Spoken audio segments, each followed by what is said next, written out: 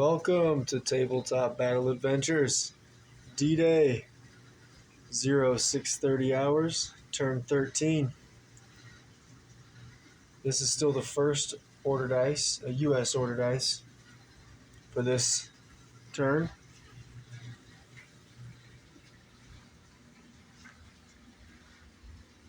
We're going to have an ambush roll-off first off between the U.S. and the Germans. Platoon Commander, Captain Carey, moving up the right flank for the 506th. He's got second squad leader, Sergeant Braden. Some second squad soldiers, one third squad soldier with a BAR. There's second squad soldier moving through the hedgerow here. You've got third squad leader, Sergeant Jake McNeese, on ambush in the corn. He's hidden.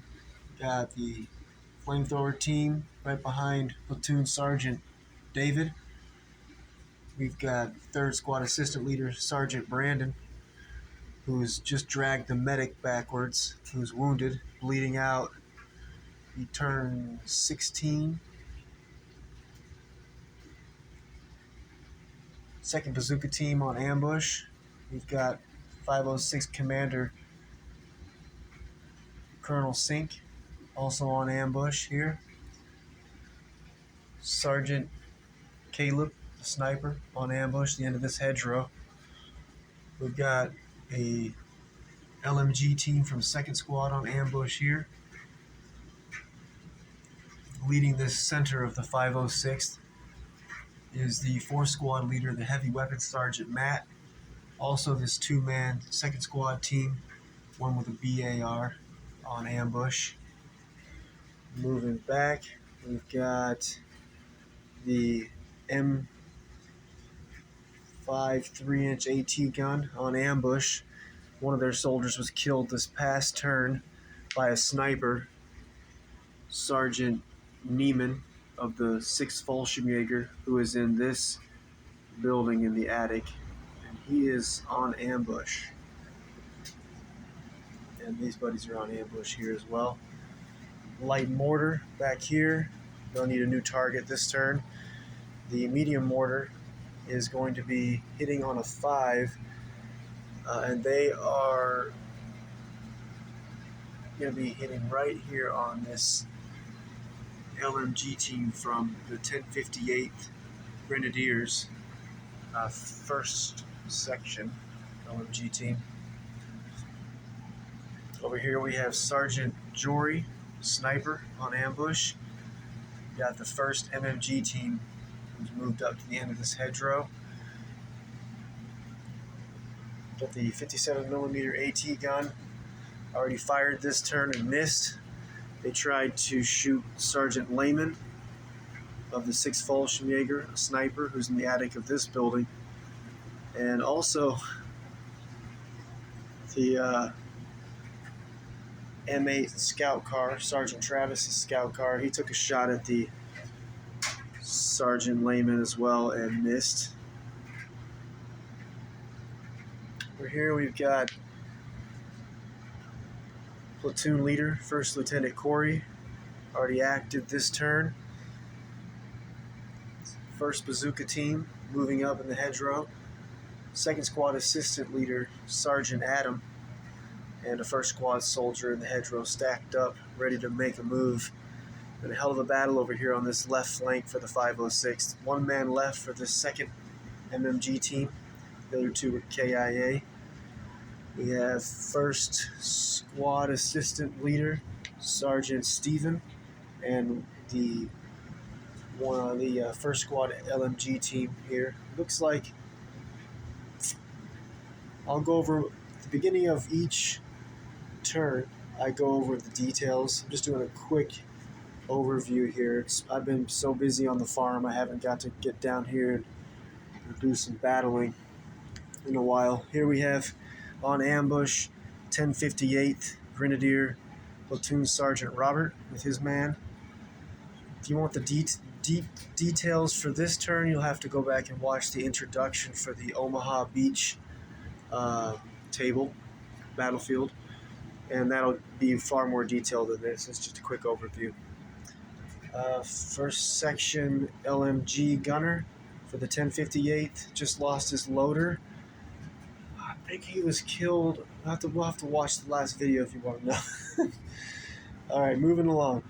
We've got Sergeant Gerald's half-track here. And here in this hedgerow, the Germans are all hidden. Also, here in this hedgerow, the 506 soldiers are all hidden. Pretty much all the soldiers that are in the hedgerows right now are hidden, except for this first section LMG gunner for the 1058. Here we have the other LMG gunner and loader, first section 1058. First section leader 1058, Sergeant Michael, who has the detonator. He's on ambush as well, and this LMG team is on ambush. Sergeant Michael has the detonator. He previously in this battle has already rigged this bridge with explosives. 1058 third section leader, Sergeant Martin, and one man with him with a rifle, and they're on ambush as well. Got the 6th Fallschirmjäger forward observer team, 3 men here. 1058 third section assistant leader, Sergeant Logan. He's hidden at this time on the balcony. Inside of the farm complex, this is the 1058 headquarters building. Platoon commander, First Lieutenant Kreutner of the 1058. We have the 1058 sniper, who is on ambush. The 3rd section LMG team in the center window is on ambush. The 3rd section LMG team on the right window is not on ambush. Moving up to reinforce the remnants of the 1st section of the 1058, who they are crumbling here finally, that they've inflicted heavy losses on the mostly 1st squad of the 506th. But these boys here, they're finally crumbling. The closest reinforcements are here with the 6th Fallschirmjäger 2nd section assistant leader, Sergeant Hauser, and he has a 2-man assault rifle team with him from 2nd section, also with Panzerfaust. 6th Fallschirmjäger medic moving forward, see if he can't help out. Here we have in the center 6th Fallschirmjäger 2nd section leader, Sergeant Hans, and then to his right, holding the river lock, is one of the objectives, is a 2-man team with Panzerfaust and assault rifles from 2nd section of the 6th Fallschirmjäger. To Sergeant Hans's left, the 2-man LMG team from 2nd section. And then over here, we have the platoon Sergeant Fritz with from 6th Fallschirmjäger, also the other 2nd section LMG team.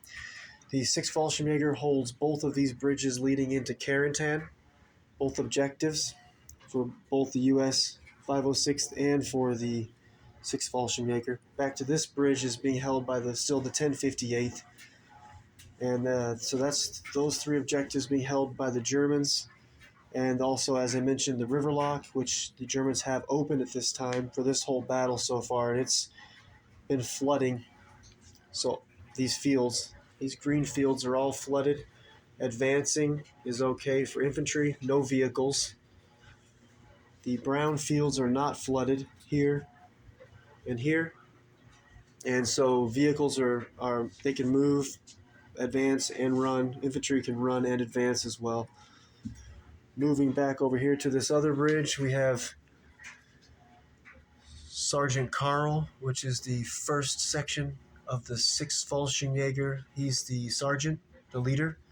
And then we have the 1st section LMG team positioned here, and 1st section 2 men with assault rifles and Panzerfaust here. The other half of 1st section of the 6th Fallschirmjäger is here being led, and there's a man on ambush. That is Sergeant Karl, the 1st section assistant leader. to his right against the wall is the 1st Section LMG team, and the one man behind them is the 1st Section soldier with assault rifle and a Panzerfaust. His teammate earlier in the battle joined Sergeant Ronald's half-track, who was on ambush, and the soldier joined him to replace the 3 soldiers that were killed from Sergeant Ronald's half-track earlier in the battle. Here we have the 6th Fallschirmjäger platoon leader, First Lieutenant Reese, and one man with his attack dog. Oh yeah, and I failed to mention here, 1058, 1st Section leader, Sergeant Michael also has an attack dog. Moving along, the 3rd Section of the 6th Fallschirmjäger is still moving into position through Carentan.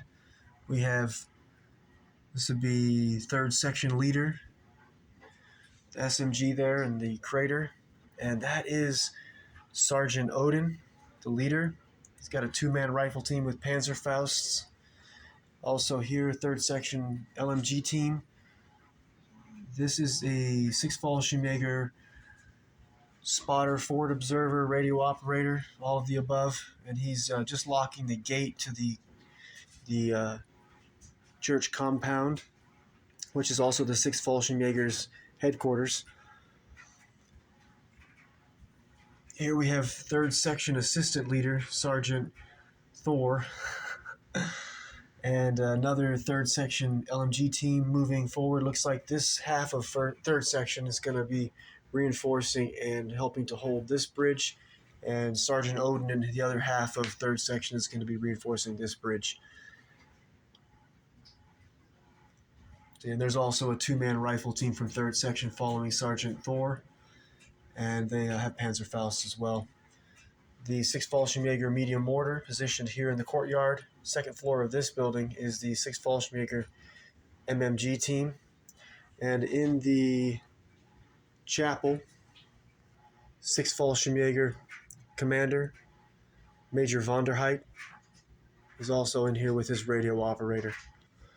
Moving up to support, we have the 6th Fallschirmjäger flamethrower team, and then moving up the stairs is the 6th Fallschirmjäger Panzerschreck team. Going to head into that building and get a good position, one of the 2nd floor windows, so he can cover these bridges for later in this fight when the U.S. forces inevitably take Omaha Beach and are able to head toward Carentan. I'm surprised I was able to remember all that from memory. I've been so busy on the farm and battling the winter weather that I haven't been able to get down here and battle in quite a while. So 6th Fallschirmjäger holds Carentan. Don't think I missed anything. We'll move over here.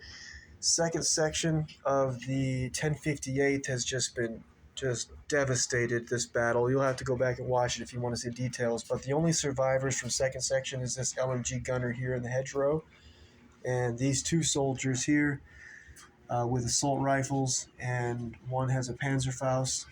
I think they're just regular soldiers. Yep, just a 2-man team. And those are the only 3 survivors from 2nd Section. The other 7 soldiers have been KIA. This turn, we have one soldier here who is from the 1058 3rd Section. He's bleeding out the end of this turn. He was wounded earlier in the battle. The green D6s represent the grenades held by the U.S. forces. The brown D6s represent the grenades held by the Germans. Also on ambush, we have the 1st Lieutenant Eulander and his Puma. He's, as I mentioned, starting on ambush, and he is he's the platoon leader here on the battlefield, leading Sergeant Ronald's half-track with the light AT gun and Sergeant Gerald's half-track with the MMG. And I think that's pretty much catches us up. Not bad, 14 minutes to go through all that. And that's our battlefield we've got here. This is the most epic battlefield I ever built. All right, moving over to this battle's been going on now since CB 0030 hours, turn 1. And then just this term, we've done 2 preparatory bombardments. The German 916th Grenadiers is first platoon is already positioned out. You'll have to go back and watch the details. Only 2 of the men were KIA during the 2 preparatory bombardments, and they're over here. They died on this flank. And 1 man was killed here, and the other, oh boy, the other one was killed. It was the sniper for the 916th on the second floor of this balcony. The 88 that's positioned in this bunker took both preparatory bombardments were unable to do anything. A lot of pin markers were given out. The U.S. forces are headed to the beach in their landing crafts. And it's so far on this battlefield, the Germans just have 1 platoon plus the 88 in this bunker, as mentioned. The Pack 40 in this bunker. There's also a flamethrower team guarding the back entrance.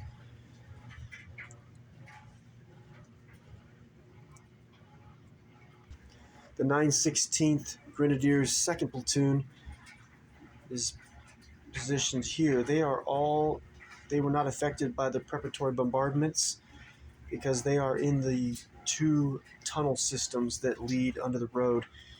This tunnel system here,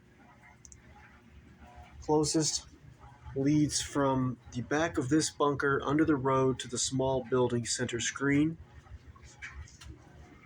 And the majority of 2nd Platoon is positioned in the 2nd tunnel that goes from the end of this trench with that light brown entrance under the road and to the back of this building center screen. Heading toward the beaches, we have one company of the 743rd Tank Battalion. We have the 2nd Rangers, the whole company, Company C of the 2nd Rangers, the whole company. And we have 1 platoon of the 116th Infantry Regiment also headed to the beach to assault Omaha Beach. After the U.S. forces inevitably do take Omaha Beach, they will then be able to head up the road and eventually end up on these roads to support the survivors of the 506th. At the same time, I'll give you a quick view of what it looks like here. This is the 743rd from the tank with the rockets. This is the 743rd Tank Battalion Company that's going to be hitting the beach. For more details, you'll have to go back to the Omaha Beach introduction video. Here we have the 101 platoon from the 116th Infantry Regiment. You'll have to go back and watch that video if you want the details.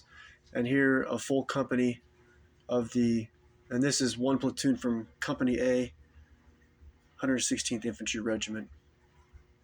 And then this is the full company, C Company, 2nd Rangers, 2 platoons. There's 1st platoon here, 2nd platoon here, historically built. Got to go back and watch that video if you want to see it. And coming up, I think it's turn 24. I'll have to check my notes. We're going to have the turn 24, which will be, I think that would make it about 1200 hours, 12 o'clock p.m.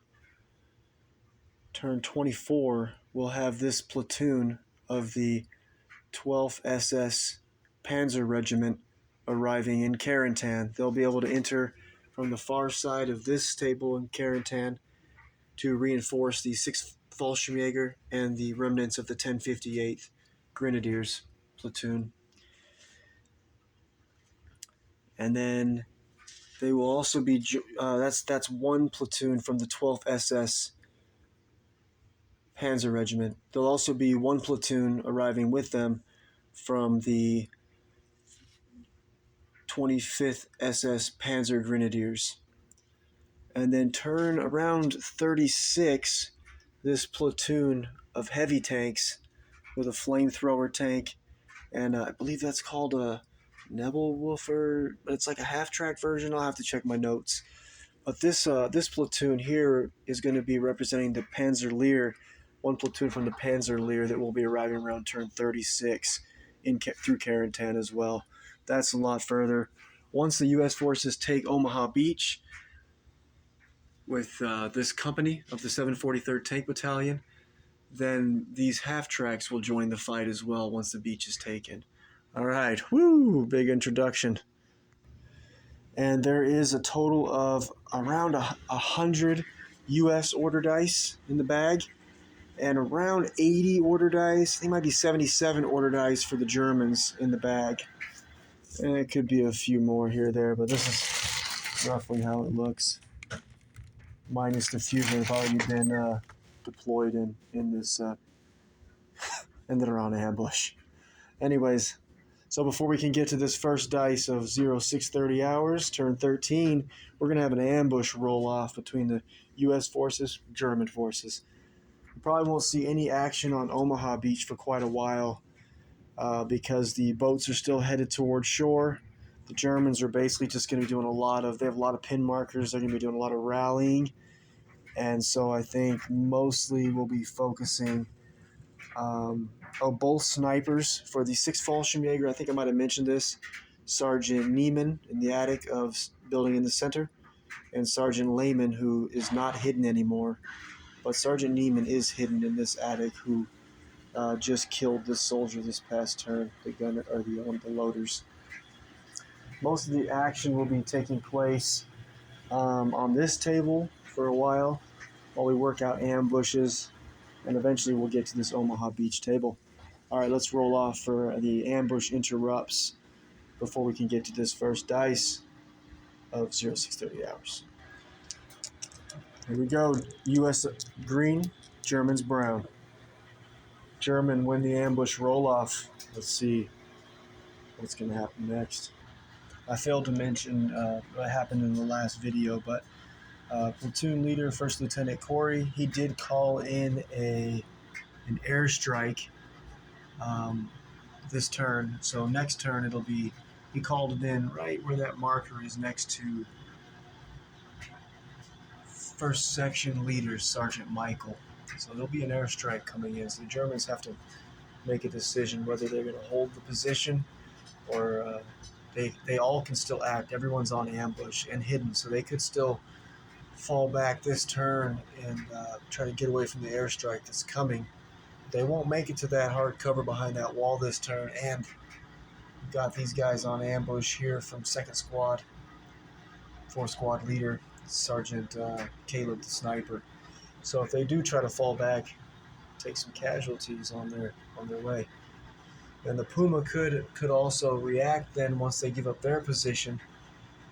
However, we have 2nd Bazooka team here on ambush, so if the First Lieutenant Ulander does move forward and clears that hedgerow into that gap, he will take a side shot from 2nd Bazooka team. So let's see what happens. All right, German ambush. Let me think about it.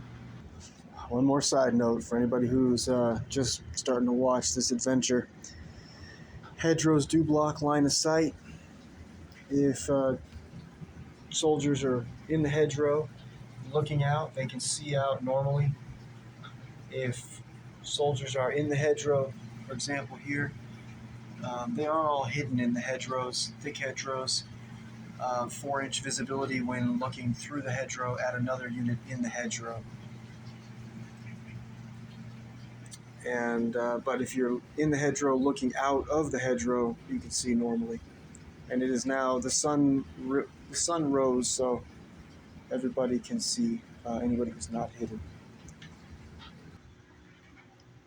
All right, first German dice is going to be Sergeant in the building there, the attic. Sergeant Lehman, and he has line of sight on the 57 millimeter AT gun that took a shot at him, and he's gonna open up. He is no longer hidden. I thought about moving him because the sniper. So a sniper in this rule set that I play, which is a combination of Bolt Action Second Edition, Jay's Wargaming Madness, Bolt Action Modern, and then my own house rules. The snipers can start on ambush, and then when they fire, the opposing player who's fired upon rolls a d6. On the roll of a 6, the sniper is spotted and can be fired upon the next turn or that turn. If not, then the following turn, if he stays in the same position and fires again, he'll be spotted on a 5-up, and it continues that way. So Sergeant Lehman has already been spotted, so his position is known, why he's been getting fired on.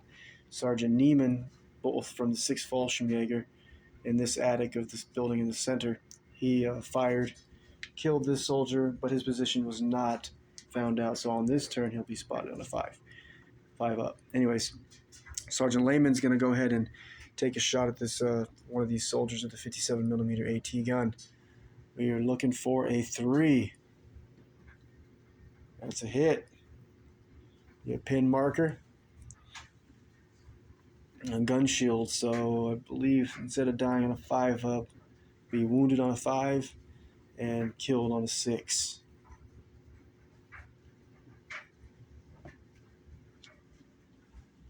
What do we got? Just a pin marker. There we go. Next up, we have Colonel Sink rolling for an ambush roll-off against Sergeant Neiman, 6th Fallschirmjäger sniper, attic of that building, center screen. Same thing, U.S. dice green, German brown. U.S. wins. Ooh. All right, let's see what Colonel Sink's gonna do with his dice. He's gonna be able to pull, let's see, I think it's 3 or 4. I'll look it up real quick. Colonel Sink's gonna spring his ambush, and he's actually just gonna, I think he's just gonna hold his position where he's at. I thought about moving him forward, but he's stacked up behind 2nd Bazooka Team, and then right in front of them is 3rd Squad Assistant Leader Sergeant Brandon working on that wounded medic. So he's just going to hold position. He'll get a fire order, but he's not going to fire and give away his position. And also, he's not going to call, he can't call artillery strike in because 1st Lieutenant Corey here already, this turn already called in the airstrike, as I mentioned, on this center of this hedgerow on 1st Section Leader Sergeant Michael's position, which he is hidden, but he was able to call in that airstrike because he can call it in on a position as well.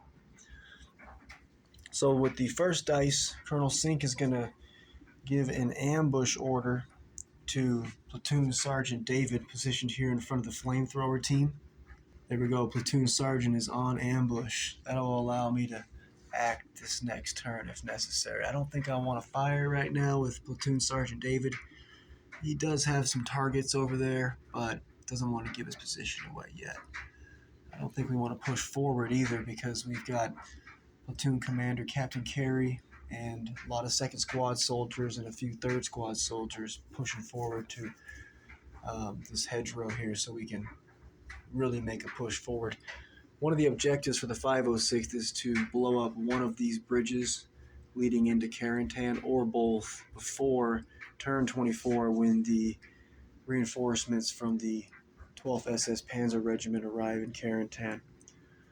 And also, one of the main objectives also is to capture the Riverlock center screen held by the 6th Fallschirmjäger 2nd Section so that they can stop the flooding of these fields so that when the armor arrives, the U.S. forces will be able to move and maneuver far better than currently as they're forced to go down the roads. Colonel Sink's 2nd order dice, he is going to have his radio operator radio over here to the medium mortar, who will drop a mortar round on the first section LMG gunner of the 1058, who is positioned behind that tree.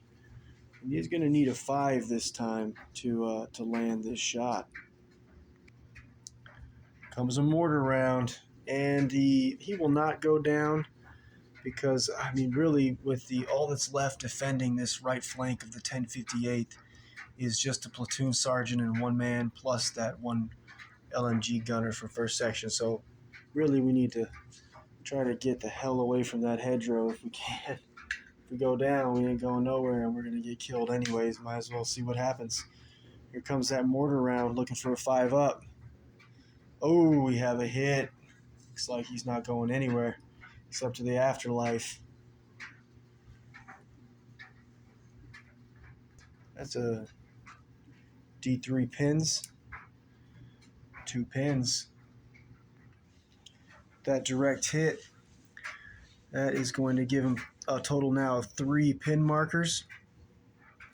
And then instead of dying on a 5, he will be dying on a 3 up, wounded on a 2, so therefore only going to make it out of this with a 1. He's a dead man. And that first section LMG gunner is dead. It's headed to the afterlife. With that, only the platoon sergeant and one man messenger remain here on this side on ambush. And that was a hell of a fight. This first section of the 1058, they lost a 2-man LMG team in this fight so far in these turns. A flamethrower team. I believe that was the first section assistant leader. Oh, shoot. Hard time remembering who it was, but he's dead now, doesn't matter. And also a 2-man assault rifle team here in the hedgerow was killed as well. They held out a long time and they killed, 1, 4, 5, 6, about seven men from the first squad. But some of that was friendly fire and so forth. But anyways, hell of a fight. Nice shooting. Another side note, you'll notice that the grenade markers, even though the soldiers are killed, the grenade markers do stay on the battlefield. They will be able to be picked up by either side. So U.S. forces can pick up their own dead soldiers' grenades, and also they can pick up the enemy's grenades. Love grenades. But I'd have to check. I keep track of the stats just to show you here. So, you got the 506 PIR, 101st Airborne Division, the platoon, turn 3, 3rd Squad, KIA, 1 man from the SDFZ, would be Sergeant. So that'd be Sergeant Ronald's half track. So, I keep track of it. So I like to know at the end who's our best killers. So anyways, there's turn 13 just happened. Medium mortar, KIA, 1 man, 1st Squad, 1058th Grenadiers. So anyways, moving along. Colonel Sink now giving out 2 of his order dice. I think I'm gonna check his radius, see who else he can reach, which is pretty much, pretty much he can reach. I mean, I'm going to go ahead and measure and see who he can reach.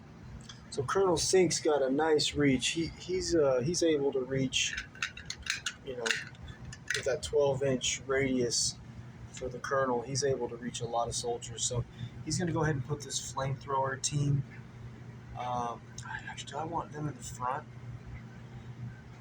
I think I'm going to have him order the flamethrower team to go ahead and push. Ooh, we want to push up first, though. We'll wait for the reinforcements to make it up. They're still at least, they can't run through the green fields. They can only advance because they're flooded. So we're looking at least 2 turns before. Yeah, but still the flamethrower is more deadly in front of the platoon sergeant than firing through the platoon sergeant, unless we're trying to kill our own man. So we'll go ahead and give the flamethrower team an advance order. Colonel Sink's going to have them push forward. They're going to get in front of platoon sergeant. They'll be more used to us up there if the Germans get a little brave with if Sergeant Ronald's half-track gets that brave. And as long as they stay in the hedgerows, the soldiers are hidden. These are thick hedgerows, as Normandy was known for. I think I failed to mention about moving through hedgerows, staying in hedgerows.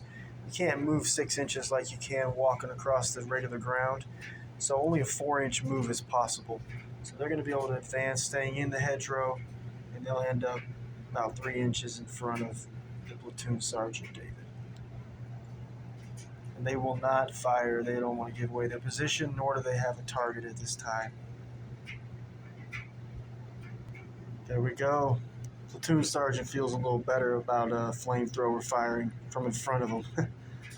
I thought about having them reach out there and try to grab these grenades from the Germans, but then they'll be exposed, and Sergeant Ronald's half-track will be able to light them up, as well as these 2 survivors from 1058 second section. So we won't risk it. So they're in a good position there. And with Colonel Sink's final remaining dice, he's going to order 3rd Squad Assistant Leader, Sergeant Brandon, who's he's working on saving this medic. And Sergeant Brandon, he's going to receive a fire order, and he's going to try to save that medic. On a roll of a 6 up, he's going to patch up the medic. Here we go. Let's see if Sergeant Brandon can save this medic that's down here. Nope, medic's still down. Now, if I had other soldiers next to the medic, I could use another soldier to attempt a second save, and on the second attempt in the same turn, the medic would be saved on a 5 up. If there's a 3rd soldier there, saved on a 4 up, and so forth. The medic's still bleeding out slowly at this point. That's going to wrap it up for Colonel Sink, his 4 dice. Next up, I don't know that the U.S. forces are going to want to do another ambush roll-off. Let me think about it. But I know the Germans, they want to ambush. They've still got Sergeant Neiman in this building, 6th Fallschirmjäger, sniper. I think he's he's still hidden, so he's wanting to try to take out another one of these soldiers. Maybe we should roll for the ambushing and vacate the road. There's really no sense in losing another soldier, especially with no targets for this AT gun. Might as well hide for now. Let me think about it. Okay, so when Sergeant Lehman, 6th Fallschirmjäger sniper, fired on the 57mm AT gun, I thought that the gun shield rule would make him kill on a 6 instead of a 5, but I just read the sniper rule and it ignores the gun shield. However, I believe, without watching the video first, I think it was like a 3 that he rolled or 2, so therefore it wouldn't apply. It was still a miss. However, that being said, I think for this ambush roll-off, I think I'm going to go ahead and roll off U.S. against German for this ambush roll-off, because these guys don't really have a target right now. And so to stand here in the road and let the German sniper pick off another one of them doesn't really make sense.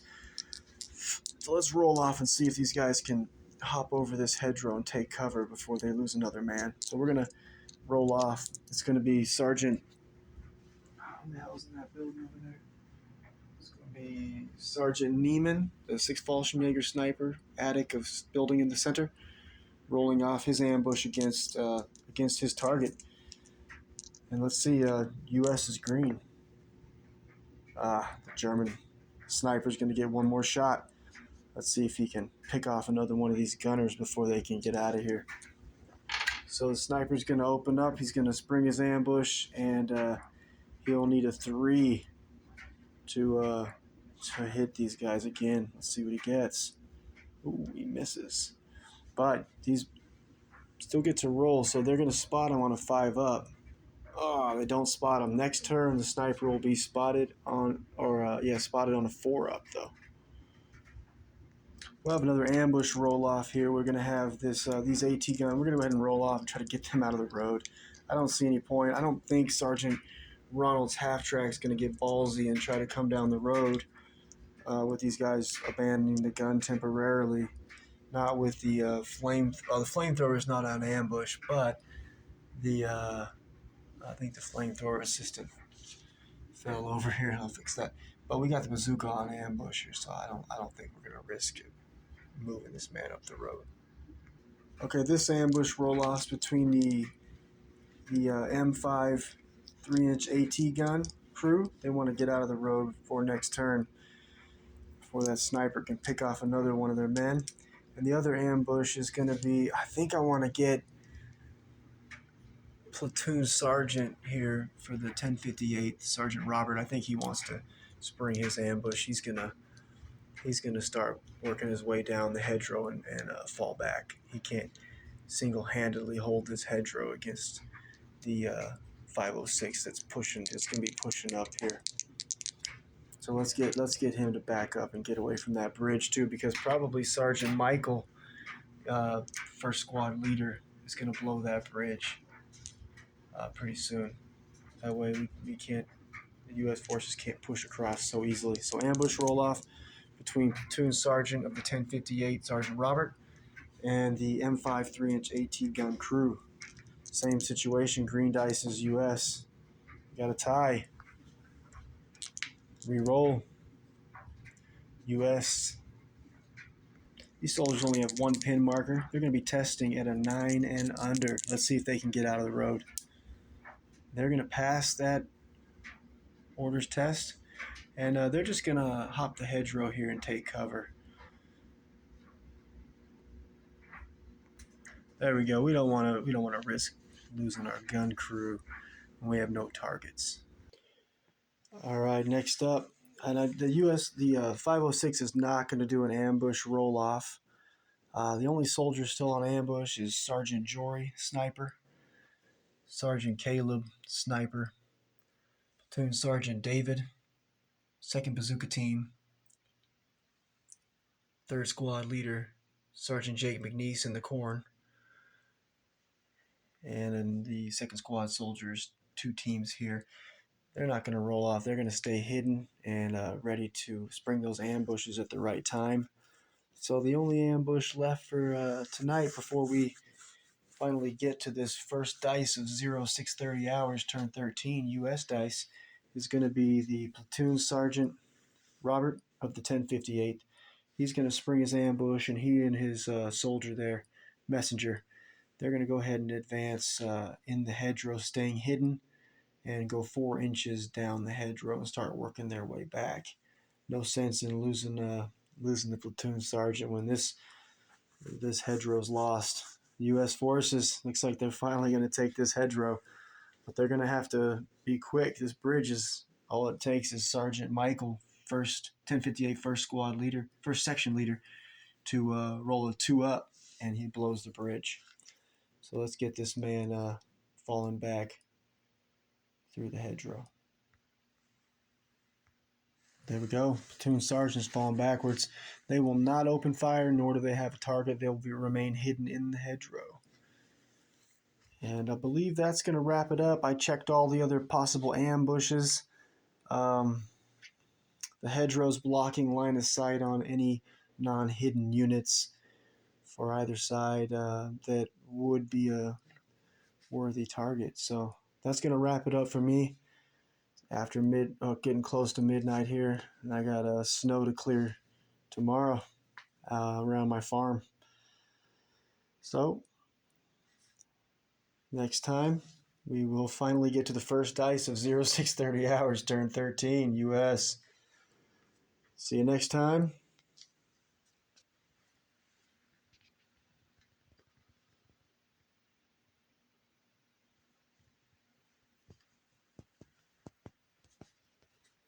Tabletop Battle Adventures. It's been a hell of an adventure.